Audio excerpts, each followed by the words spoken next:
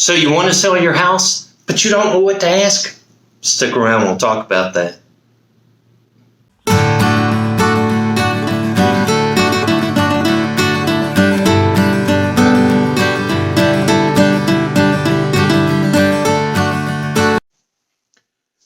Hey, how are you? My name's Joe Brown. Thank you so much for joining me today. So last week I began a video series on the process of selling your home. And last week I tackled question number 1 is, should I use a realtor?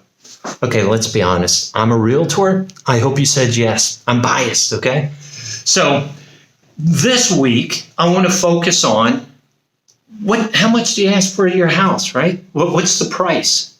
So many people begin the process by looking at an online platform such as Zillow. So if you go to Zillow, they will give you a Zestimate. Now, Zestimates are very handy because it gives you a general price range and you can compare different neighborhoods. However, they're not always that accurate. For example, I have a house listed in St. Petersburg. It is in a beautiful niche neighborhood, but just 2 blocks north, the neighborhood changes.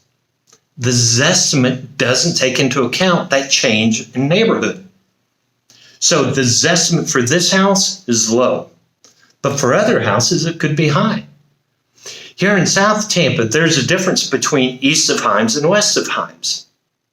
So when you call your realtor and say you want to sell your house, they will prepare a CMA, and they will take into account the neighborhood where you live.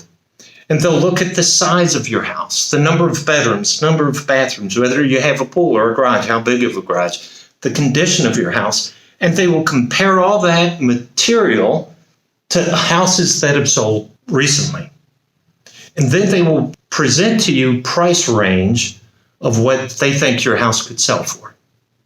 Now, at this point, you need to know that there's a connection between price and time. So if you ask too much for your house, you just need to know you may have to wait months and months before your house sells. However, if you say, no, time is more important to me, then recognize that asking a lower price may induce more people to look at your house, right? So your realtor may very well ask you what is more important to you, price or time. A final thought on value is the appraisal. So once somebody wants to buy your house, they begin the mortgage process. The mortgage company is going to offer, or the mortgage company is going to want an appraisal because they don't want to lend more money than what the house is worth.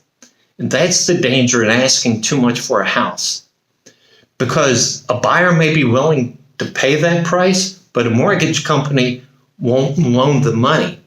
And so the deal falls through. That's why you need to trust the realtor. Remember, number 1, you're our client. Our number 1 obligation is to you. The realtor will not steer you wrong with the CMA. I thank you very much for spending time with me today. Next week, I'm going to talk about showing your house, right? So that's the next phase in the sales process. Be sure to hit the subscribe button so you don't miss that video or the other videos in the series. So if you're thinking about selling your house and are curious about a value, go to my website, joebrownc21.com, and I will be glad to prepare a CMA for you for free. Thank you so much for spending time with me today. I love sharing this information with you because South Tampa living is awesome.